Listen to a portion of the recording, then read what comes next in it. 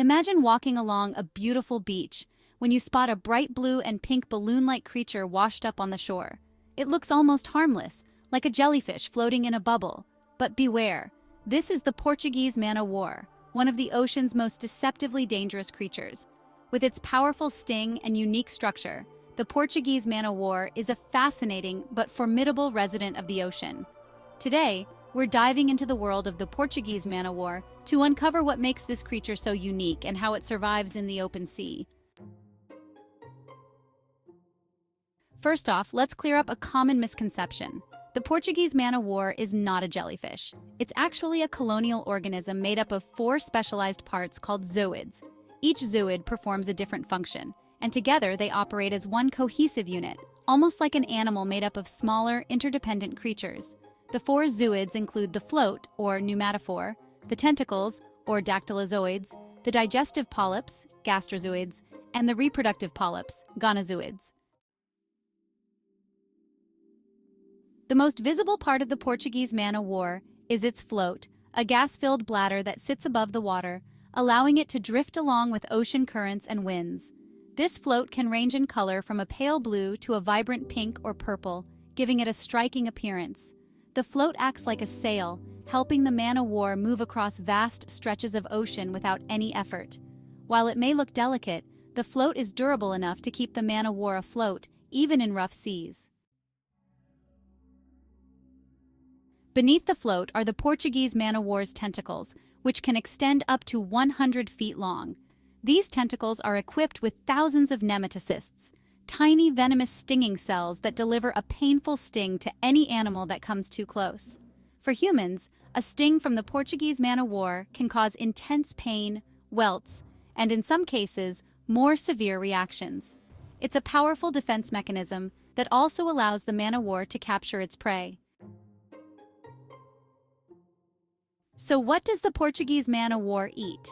This creature is a carnivore, feeding on small fish and plankton that get caught in its tentacles. When prey touches the tentacles, the stinging cells paralyze it, allowing the digestive polyps to pull the prey up and break it down for nutrients. It's a highly efficient system, enabling the Portuguese Man O War to thrive in nutrient-poor areas of the open ocean. But with such long tentacles, how does the Portuguese Man O War avoid stinging itself? While it's still a bit of a mystery, scientists believe the different parts of the Man O War have some form of recognition, allowing them to avoid harming their own colony. This is just one of the many ways the Portuguese Man O War demonstrates its incredible adaptability. One fascinating aspect of the Portuguese Man O War is its dependence on ocean currents and winds. Since it has no real means of propulsion, it drifts wherever the ocean takes it, sometimes traveling thousands of miles.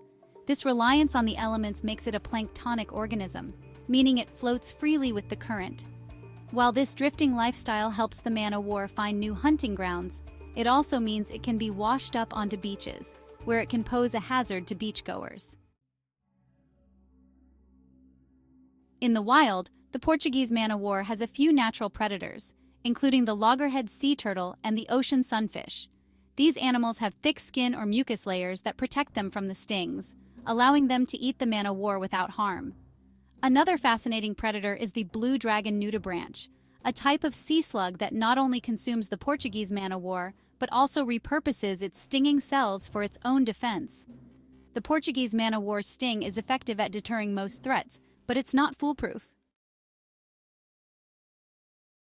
Storms and strong currents can cause large groups or blooms of Portuguese Man O War to wash ashore where they may encounter humans. If you ever see one washed up on the beach, it's best to keep a safe distance. Even dead specimens can still deliver a painful sting if touched. Despite its dangerous reputation, the Portuguese Man O War plays a role in ocean ecosystems.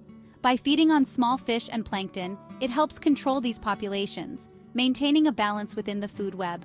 Additionally, when they drift together in large numbers, they provide shelter for small fish that hide among their tentacles for protection from larger predators. This complex relationship between predator and protector is just one of the many ways the Portuguese Man O War fits into the ocean ecosystem. Before we wrap up, Let's recap. The Portuguese Man O War isn't a jellyfish, but a colonial organism made up of 4 specialized parts. Its striking float and venomous tentacles allow it to travel vast distances while capturing prey with ease.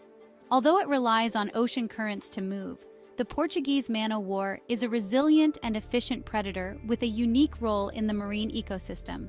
However, its powerful sting makes it a creature to admire from afar.